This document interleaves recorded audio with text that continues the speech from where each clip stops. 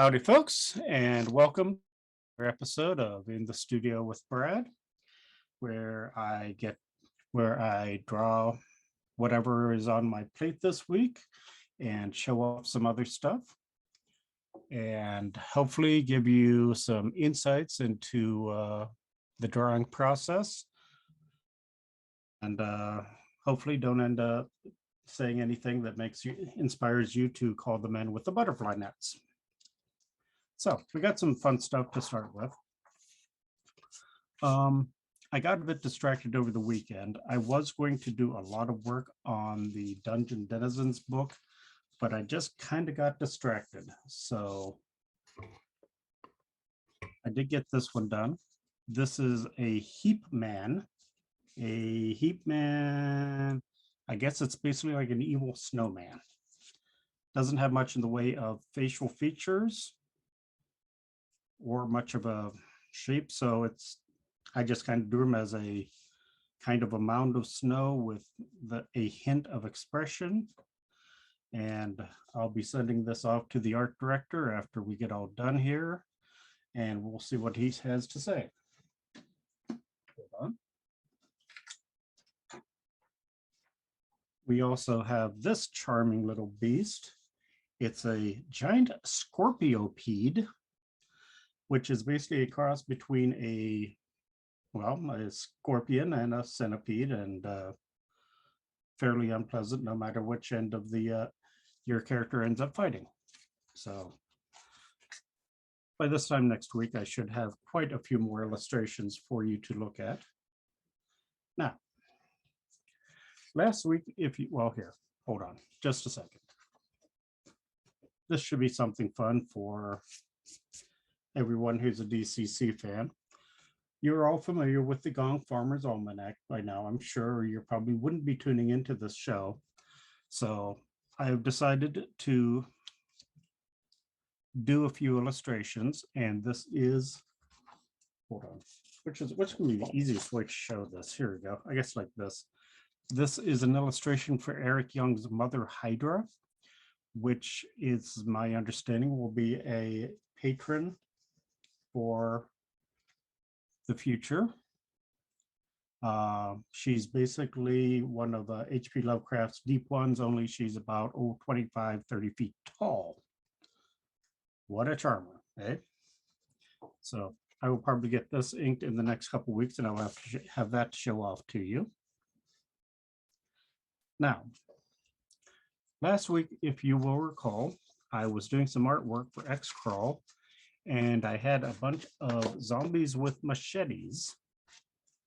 So here we go. I don't know whether you remember seeing this, but this was your basic sketch. Or rather, this is a scan of the basic sketch. As you can see, it was kind of relatively tight. But by the end of the hour, and a little bit of work after that, I was able to end up with this. Okay, now here's the fun thing. Remember how I said I like to work over the pictures for Xcrawl in Photoshop? There we go. Whole lot of typesetting, a whole lot of shading. If you notice, I stuck a bunch of posters for local actors in the background, the armor that the zombies are wearing. Some have graffiti on it, some have advertisements for an ice brand of ice cream. But there you go. So this week, I'm working on some stuff for the Dungeon Crawl Classics Halloween module this year. And I have been threatened that I am not allowed to say too much about it. So I will speak in incredible generalities. Just say that When I did read the description and its inspirations, I giggled for about 5 minutes straight, which is a good sign. I don't think I'm even officially allowed to say the title, so oops, you're not allowed to see that.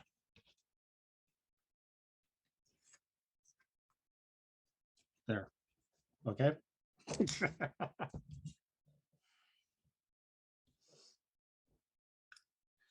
So I am allowed to say I was asked to take some shticks from the legendary Wheel of Death from the Arnold Schwarzenegger Conan movie. Do you remember the huge wooden wheel right after he gets captured as a child that he then spends like 20 years pushing around? So there we go. Before you get too far with your Conan-esque thing, Jess has told me to tell you to show off your new pens. Oh, my bad. Yes. Actually, this would probably be a good time to try out my new pens. This actually started, I was chit-chatting kind of with an artist friend of mine that has actually done work for DC Comics, and I saw him using a kind of a gray pen that I'm like, that looks really nice. What kind of pen is it? And he informed me it's a Winsor Newton pen. Now, anyone who knows art supplies knows Winsor Newton's about the bomb. I didn't even know they made pens, but Jess looked online and she was able to find these for an incredibly reasonable price. So I think I will actually be giving these a try tonight. So let's take a look at this. Is that gorgeous or what? Oh my God, it's almost too fine. Hold on. To do some of the rougher details, the larger details, I think I got to go up a step or two. That was a whopping 0.3 millimeters. There we go. Ooh, this does give a nice line. It's a nice hard point. Sorry, folks.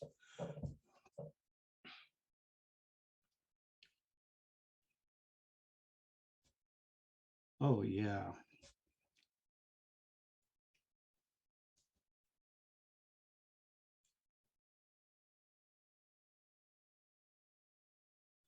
There we go. Yeah, this gives an incredibly nice line.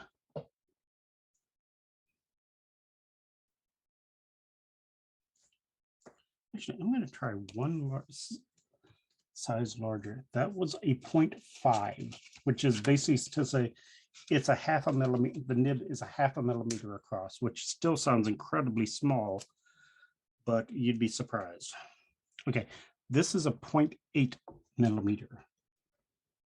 Okay, there we go.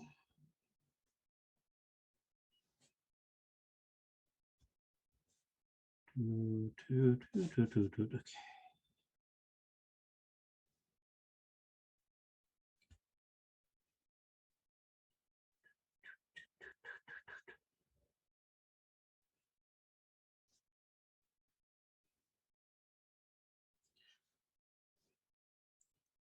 So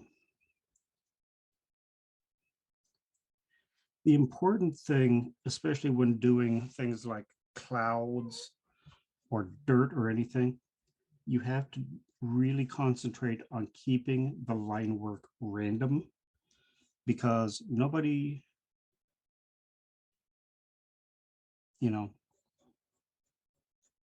that just doesn't look like dirt. Wouldn't you agree, folks? So there we go. This is, but like I said, this is my first time using these pens. We only got them on, I believe, Friday. And I spent all weekend just kind of doing pencils for a job. So this is actually my first time trying. It gives a nice stipple effect too, by the way.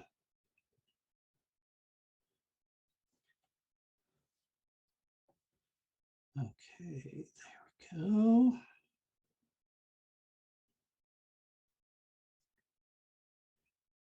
And sometimes, and I'm not doing it right now, it actually helps if you're doing something like this to literally just have some photo reference that you might not even actually be referencing as you're drawing consciously, but you'll be looking at it like, oh, this is how clouds are, or this is how dirt is, and it kind of keeps you from getting too locked into just following whatever your imagination should do. That probably did not come out quite as eloquently as I wanted it to. There we go. Yeah, this is a 0.8 and it is giving me an incredibly nice line.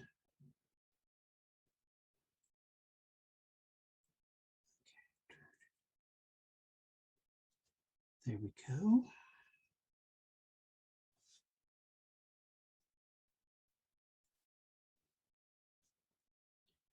You always want to make sure, especially with something like this, where somebody has been like supposedly walking around the circle, to make the ground look nice and churned up.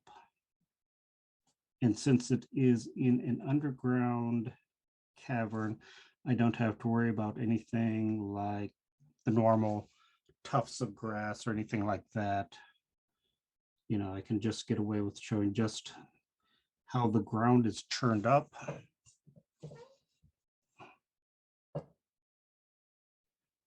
There we go.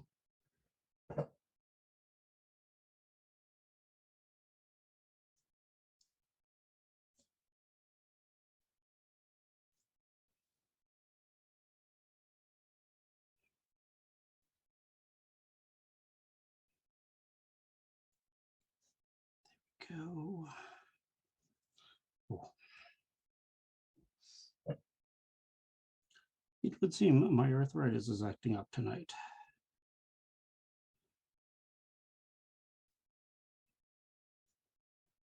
There we go. What do you think, people? Does that look nice and dirty? Good enough for the moment? Let's get on with the rest of the figure then.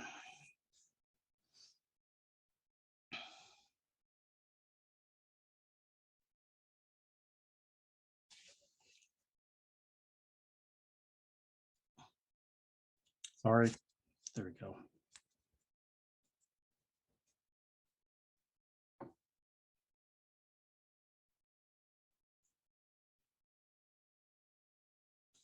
I think I mentioned before, one of the differences from doing fantasy style illustration to sci-fi is that when you're doing fantasy, you can do a little bit looser and rougher line work.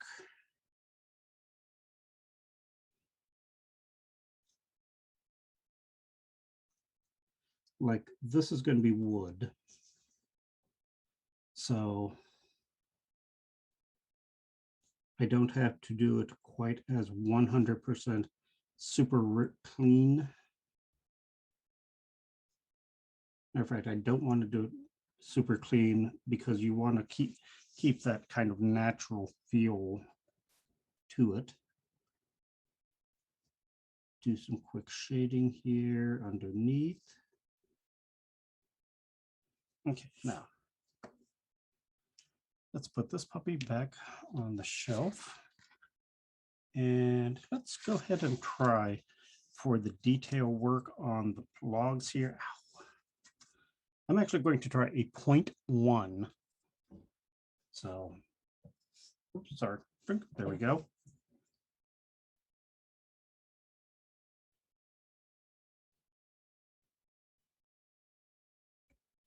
Oh, yeah. I would not want to use this pen for any relevant detail work because it is so fine. But for doing things like wood grain, it's great. So I'll have to remember that for the future.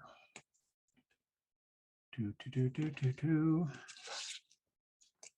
I'm going to darken this line just a little bit.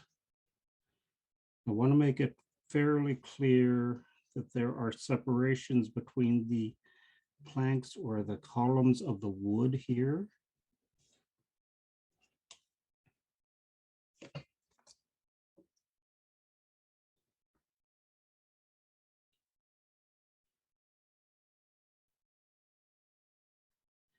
There we go. Tell you what, because that's going to take a little while. I don't think you want to sit here and watch me do wood grain for 45 minutes. So let's work on some of the rest of the figure. So here's the poor schmuck who seems to be doomed to be pushing the wheel around here. And yes, there is a purpose to why he's doing this. But I think a lot of it was just because, the author wanted to, trying to work in a Conan reference.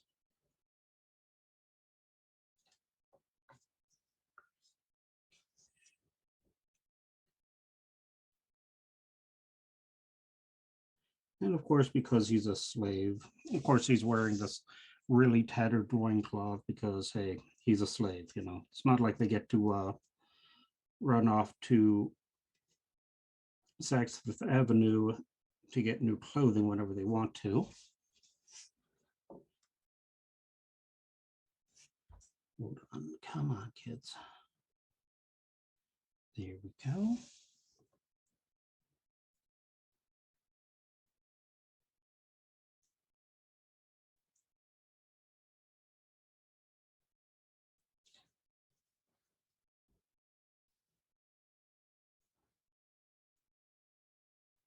Okay, sorry. Okay. I'm going to draw in a little bit of the background details here.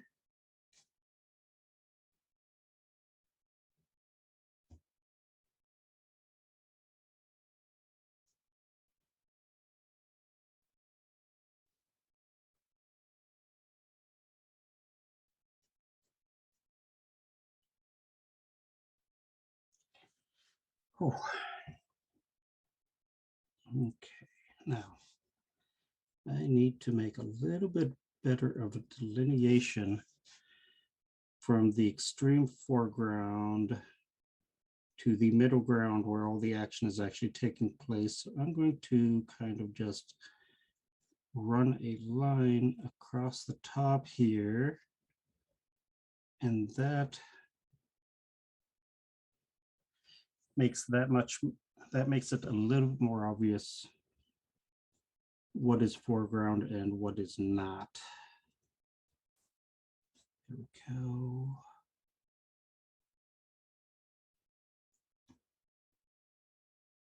There we go.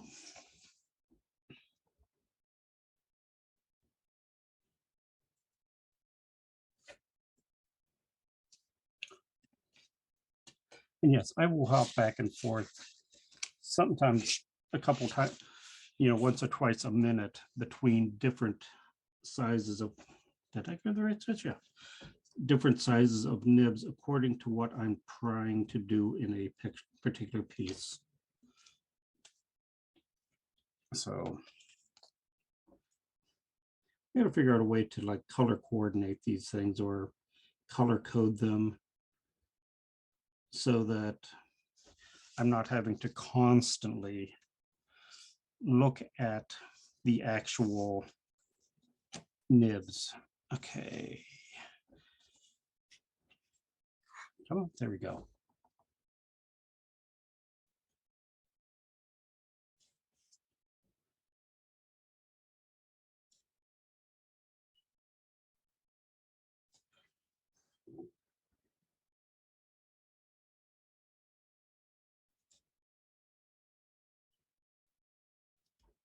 There we go.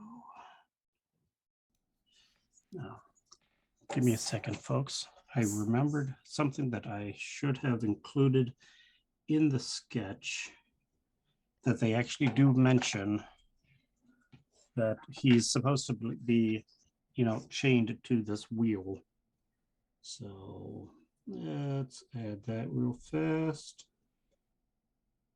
There we go. So Joan asks if you ever work in another ink color other than like black inks. Not really. And part of that is simply because black ink tends to scan the best. What I will do quite often do, though, is I will scan it in black, and once it's in Photoshop, I will sometimes take that and I will tweak the colors. I won't get into all the details because it's, unless you know Photoshop a lot, it'd be just gibberish. But basically, you can very easily change the colors of from black to or whatever to a different color of your choice. Also, you never know when sometimes if you're trying to work with different colors of ink, how well they're going to interact with other colors in the same picture.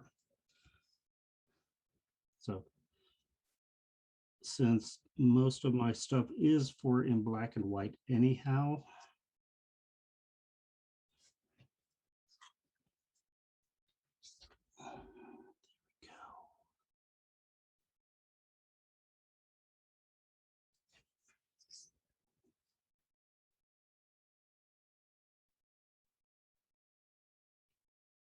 hold on, folks. Trying to give this fellow all these sorts of almost comical muscle definition.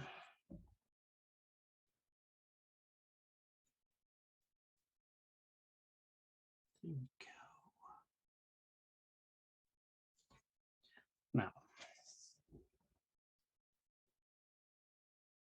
what's that? Okay, give me just a second, folks. Sorry. There we go. Now,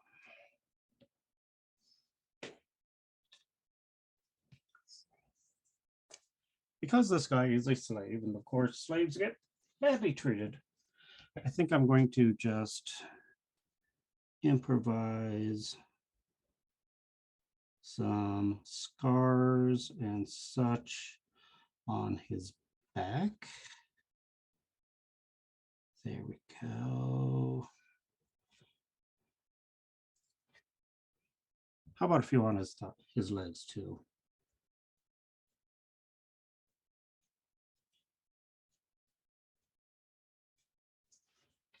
Okay.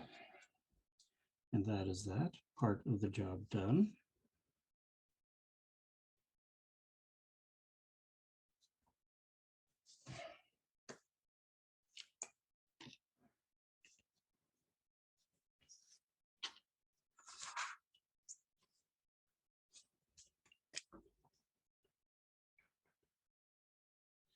Now, from the work order, it's my understanding that this is in a pit, of course, in an underground cavern.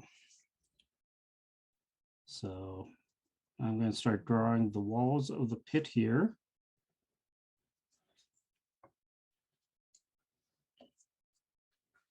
And now I'm going to draw the actual star of the show, this weird contraption that's attached to the wheel that he's pushing around. And I am not allowed to inform you anything because I think it would ruin the surprise of the module. I don't think anybody really wants that. So make this all sort of like battered. I wouldn't call it steampunky, but definitely more like Victorian, early industrial age, just kind of nasty looking.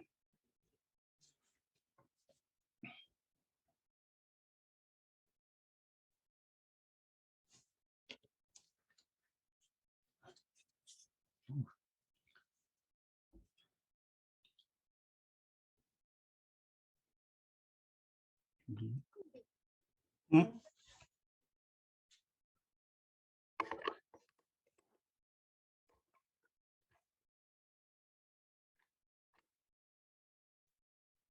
Oh, like that? How's that?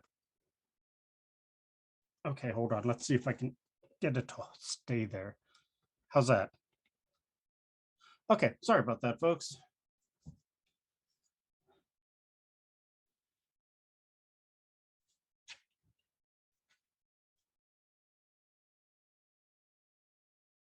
Ah.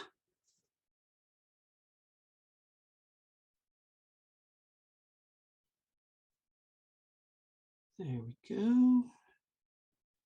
Some nice gooey, ooey stuff. Hmm? What was that? I said that looks gross. And this is supposed to be a surprise in what manner?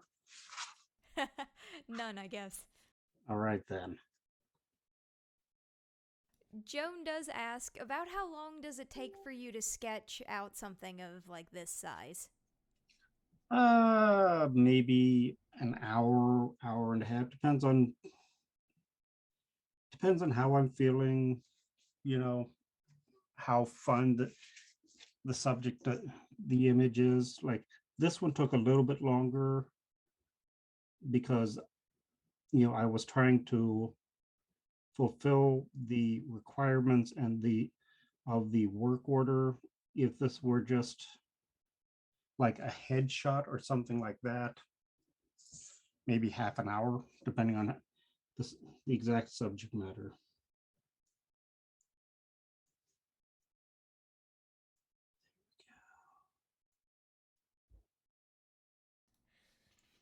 Judge Hipmore just said, excuse me while I pick my jaw off the floor. Only an hour?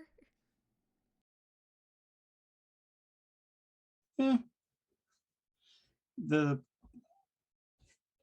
the actual inking is the time consuming part. You also got to understand that when I'm just penciling, I don't have to be as precise. If you know sometimes, like if I'm drawing somebody's hand, or okay, here we go. I'm drawing this person,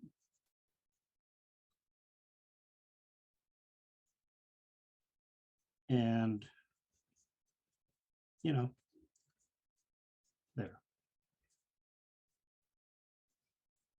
That's about all I really need to know to be able to start. I know this person's got a kind of like a scared expression on his face. Here. Now I know he has kind of a little bit longer hair. And for penciling, that's about all the more detail you really need. Needless to say, when it comes to the inking part, don't have that kind of freedom. Also, if I happen to draw one too many lines in an actual pencil drawing, a sketch, so what? It'll all go away when I ink it and erase everything. There we go. That said,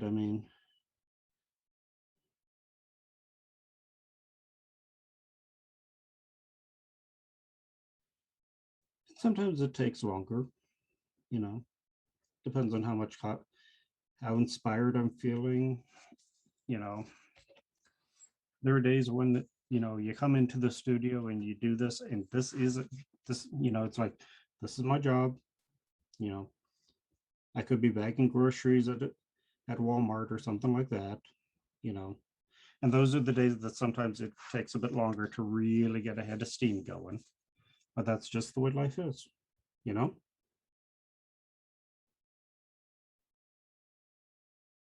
Oh, why, thank you, Matt.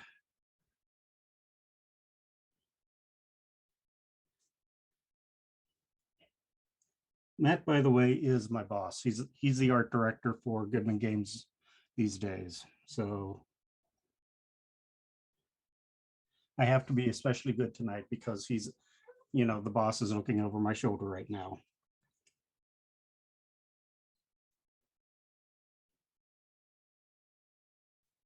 Don't worry, Matt. I don't always talk about you like that.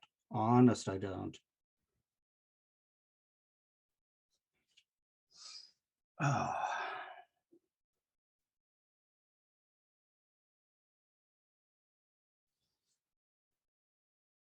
Now this is kind of a fun one because it kind of straddles the line between the more industrial look like I was describing for science fiction art, but the more natural look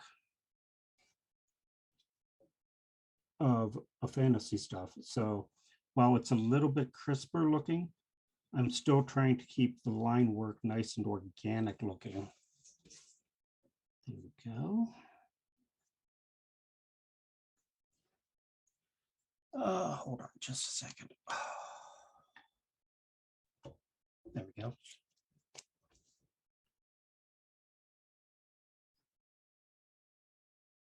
And of course, the devil's always in the details.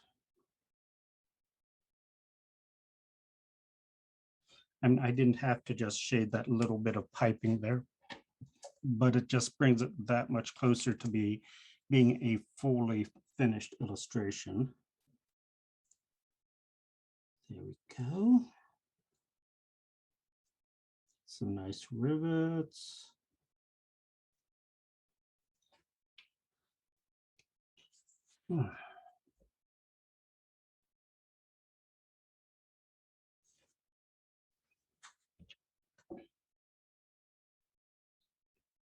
Oops, sorry. Was it?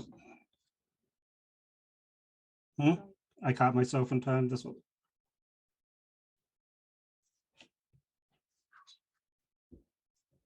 There we go.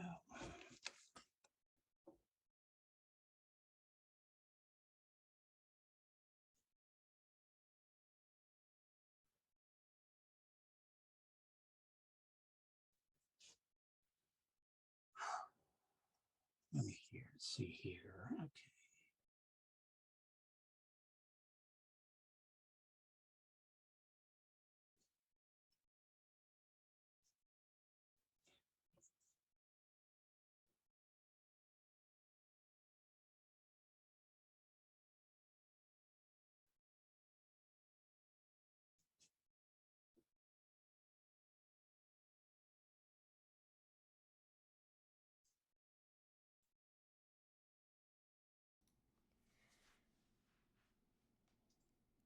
Okay, sorry about that, folks.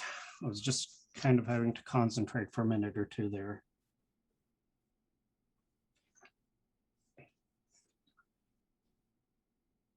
So, but yeah, any of you who are aspiring artists, if I remember correctly, this set of Winsor Newtons and it's 5 pens and it was like $15, which is incredibly reasonably for the quality of the line work that I'm managing to squeeze out of this.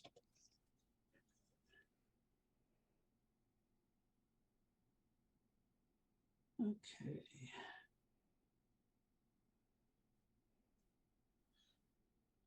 There we go. Put a little X there to indicate that that needs to be filled in later.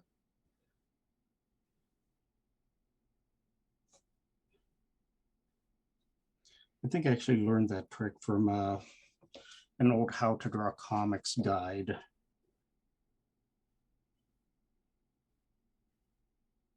I think it was like maybe How to Draw Comics the Marvel Way.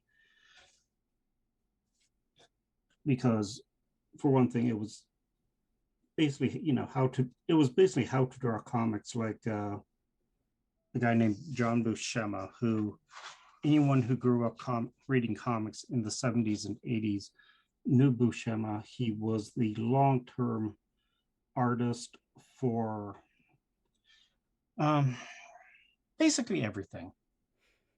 I don't think the guy ever actually slept. I think he basically just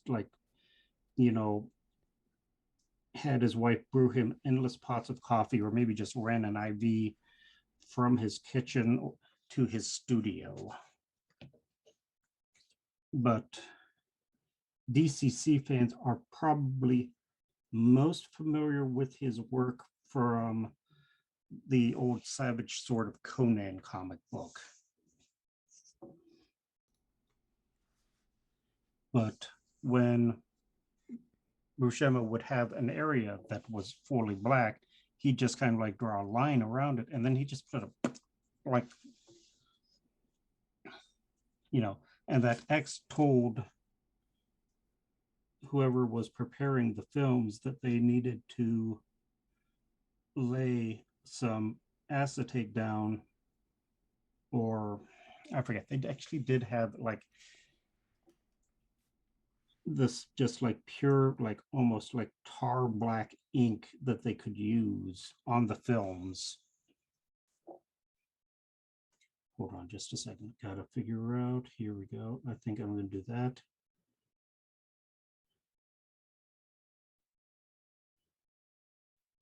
See, rather than wasting a whole bunch of ink and time,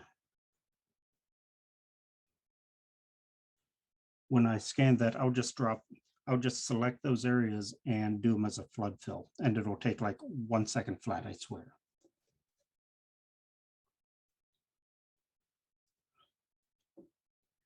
So there we go. Oh.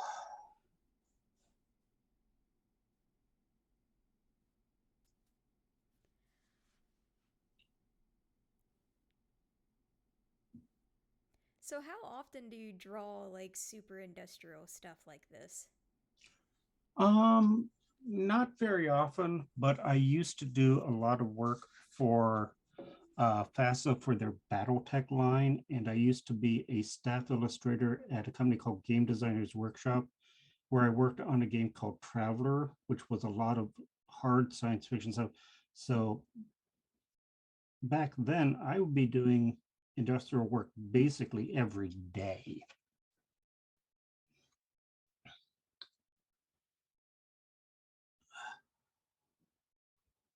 But even then, I would kind of try and sneak away to do some more fantasy and horror stuff. And my boss very quickly realized that if they had any articles for Call of Cthulhu for their house magazine, it's like, here, Brad, just draw it, because I know you're just going to glare at me until I give you this assignment. It's like, gee, thanks, boss.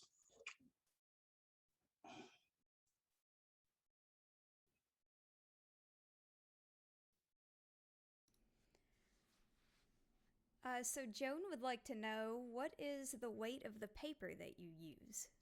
Oh, good question. 100 pound for 20 pieces. So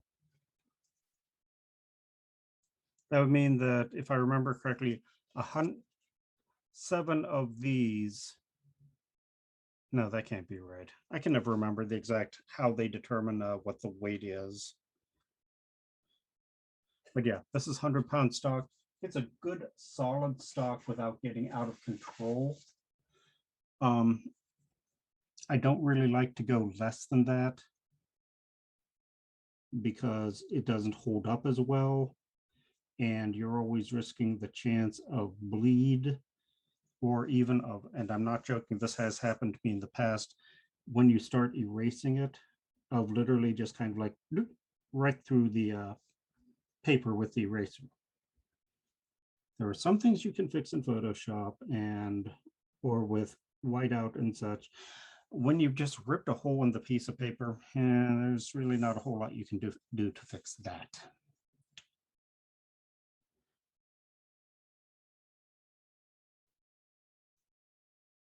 There we go. I'm not sure what I was trying to get at with this little spot on the paper, so I'm just going to have to kind of fake it. Oops.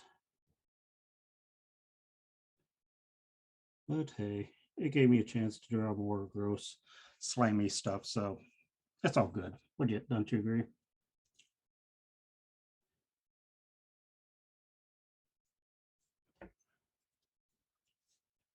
Okay, give me just a second here, folks.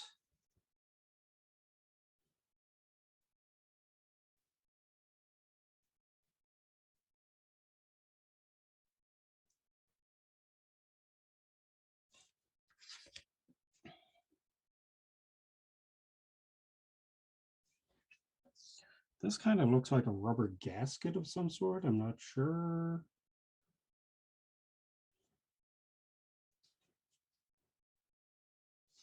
Okay, I think I've got the gadget under control here. So let's get back to Slave Boy over here.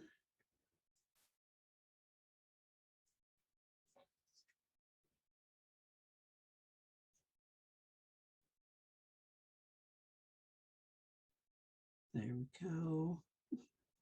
Draw some ribs so he looks properly emaciated. There we go. He does not look like he's having a good time. What do you think? Okay.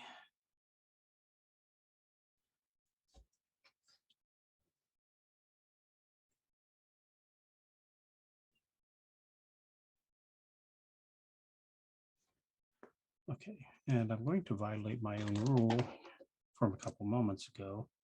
And I'm just going to go ahead and fill this area in just so I can keep kind of mental track of it.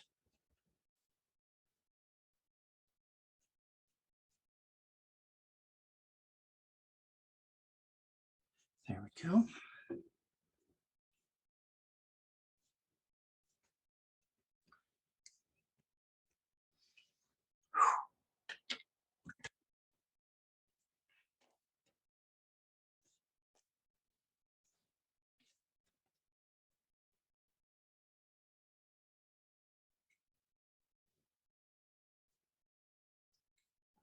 I'm going to draw a bolt here.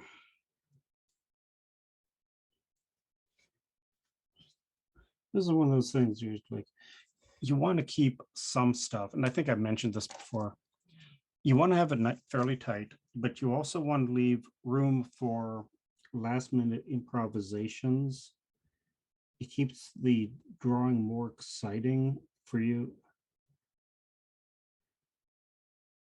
when you do, especially when you do a lot of commercial artwork like this. If you don't find things to keep it fresh, you'll start getting burnt out. And I have dealt with being burnt out before, and it's not fun because you want to be drawing and your brain just says, nope, you've drawn everything you can. We're going on vacation. We might send you a postcard, maybe not. So, how do you get out of that slump? Oh, when I start feeling burnout, Mm-hmm. uh sometimes I do just kind of like, okay, fine, I'm taking the night off, and I go and watch a bad movie or something. Uh, or maybe go and play, a board game with my wife, or though we're more card game kind of people. Creatively, I might try to do some quick writing, or I might do something as simple as just setting a little bit of time aside to draw something you know, that I feel like drawing. Of course, I don't have any good examples of that right on hand. But yeah, sometimes it's simply as simple as a matter of just draw something that, you know, that isn't your boss telling you you need to draw this and that it needs to be done by blank.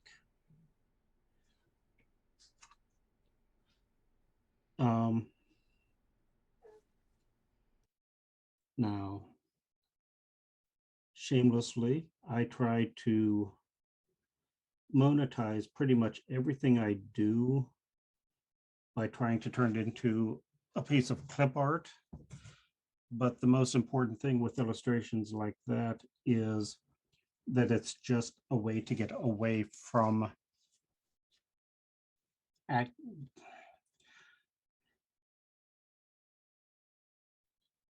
just a way to do something for yourself.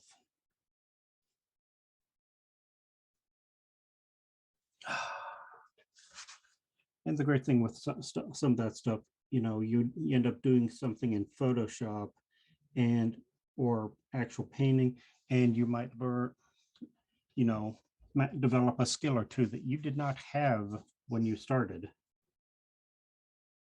You know, because one of the great things with just doing something for yourself, if you screw it up, no one, you don't have to restart it. You know, you can just be like, oh, well, so this picture didn't work. Oh, well, shucky darn. So you're a little bit freer to experiment.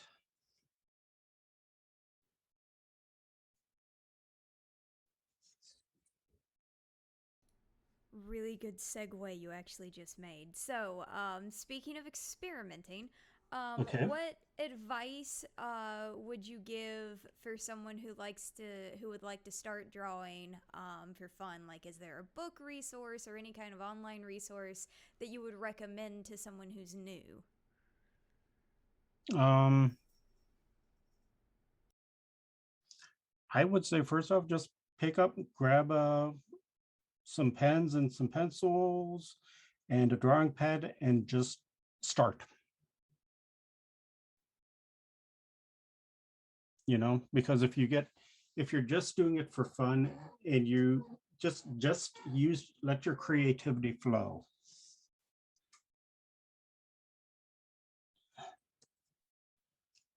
You know, you can worry about the fine lines and such later on, but if you want to draw someone punching someone at first, you know, that's the first thing that you really want to draw. Just draw someone punching someone. And, you know, you might get the muscles wrong. You probably will, actually. But if you if you feel happy with what you've accomplished as an artist, then you're going in the right direction.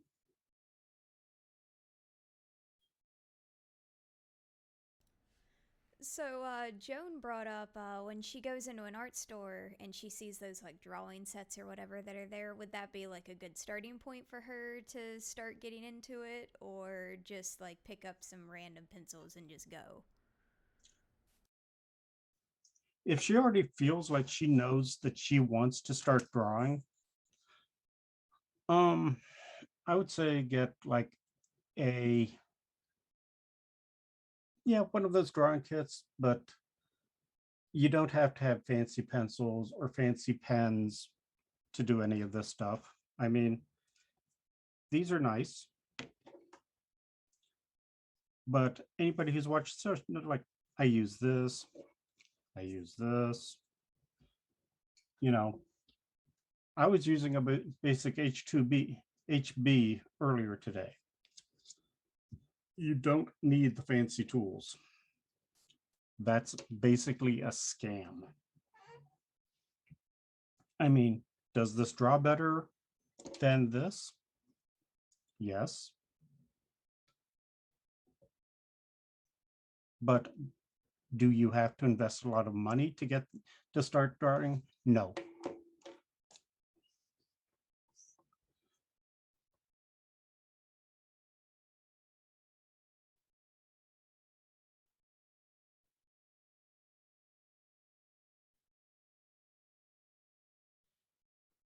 And one way you can also kind of improve your skills, though I sometimes kind of wince at it. Don't be afraid, if you've got an artist that you like, to imitate them. Even to the point of, if you have to, get some tracing paper and do it that way and kind of absorb, how did this person do this part of this illustration?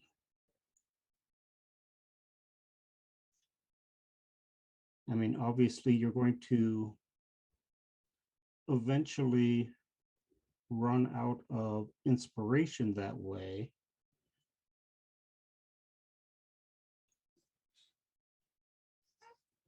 But that is not a bad way to start getting an idea how to draw.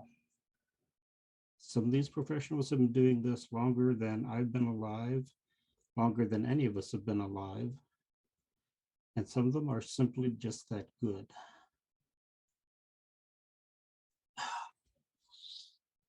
There we go. Okay, I think I'm going to have to darken this a little bit around here. There we go.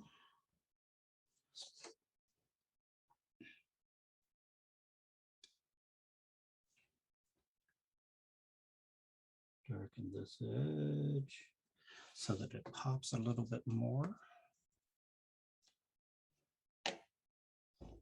Okay, hold on just a second, folks.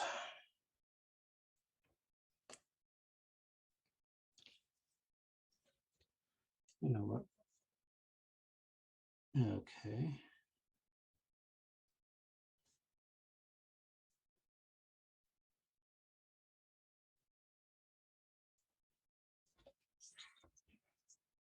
Just see if I can get a couple of the last little details here.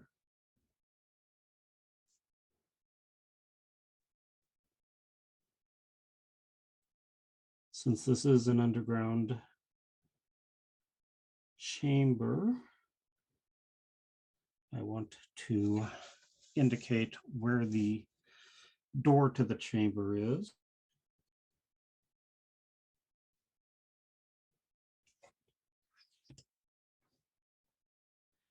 And as you can see, I've got my handy dandy X there to remind me to fill that in.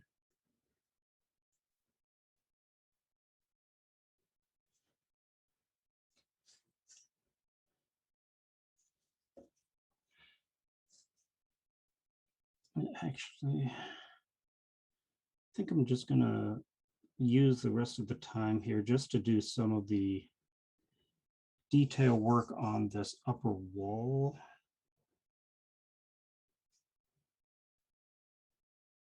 There we go. Make everything nice and kind of icky, slimy looking.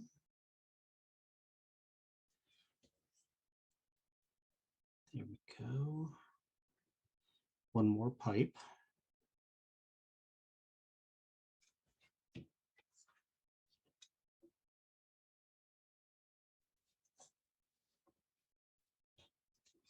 Okay, there we go now.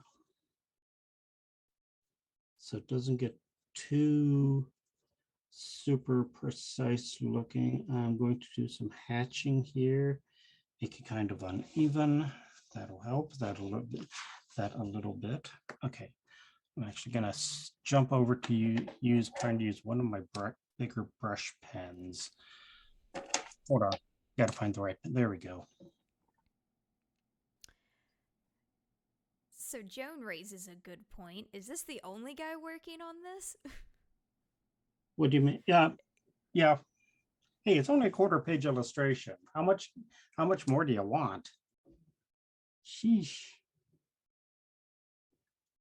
And anyone who's seen Conan the Barbarian knows that by the end of that scene, Conan is the only one pushing the wheel around. So, Man, that is such a good scene, though.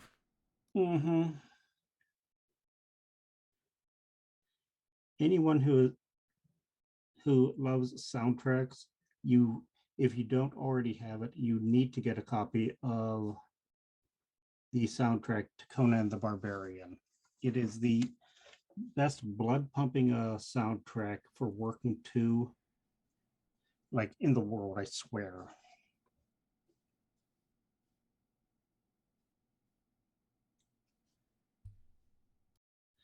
One of these days when I'm feeling uninspired about talking about the artwork, I'll have to talk to you about the importance of background music.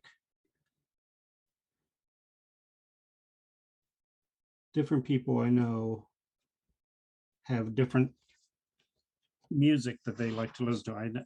I have a few friends who love to work into death metal. I'm not a big fan of death metal anyhow, but I personally find that sound, like non-vocal soundtrack music, is the best because it just kind of creates the proper a mood. Hold on.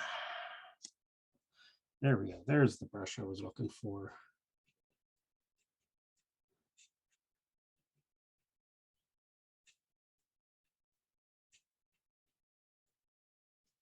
There we go.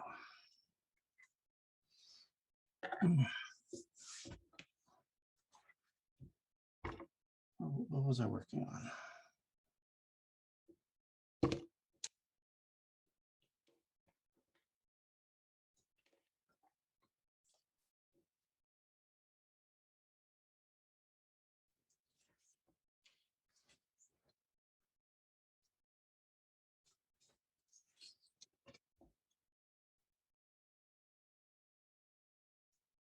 There we go.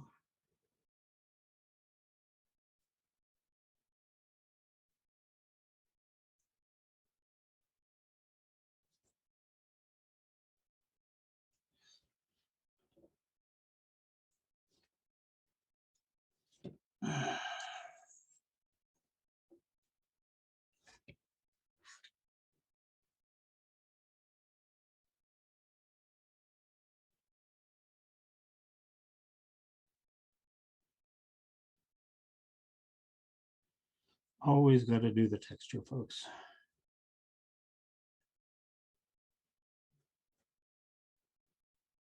There we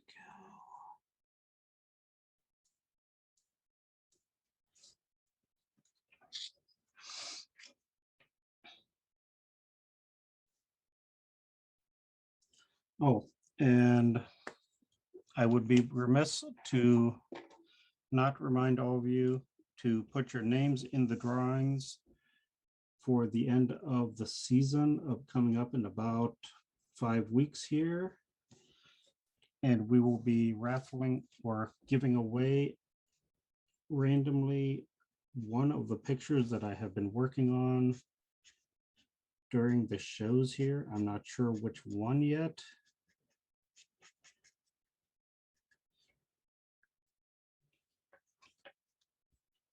But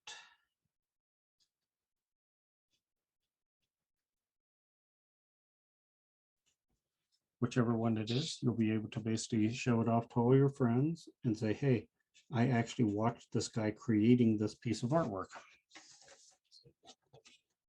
So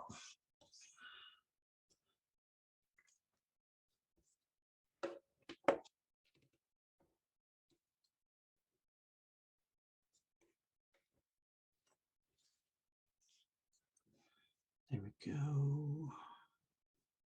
Give that a nice sense of continuity there, folks.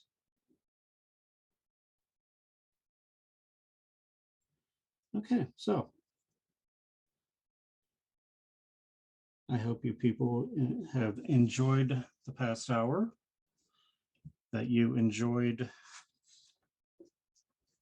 seeing this picture coming to life. I will have it done in time for to show off next week, and hopefully I will have a lot of some other stuff to show you. And otherwise, it has been a pleasure to share my studio with you tonight, and we shall see you next Monday. Sound good?